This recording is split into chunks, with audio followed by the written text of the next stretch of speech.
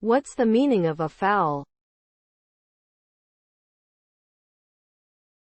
Afoul. Afoul. Afoul. Afoul. Afoul.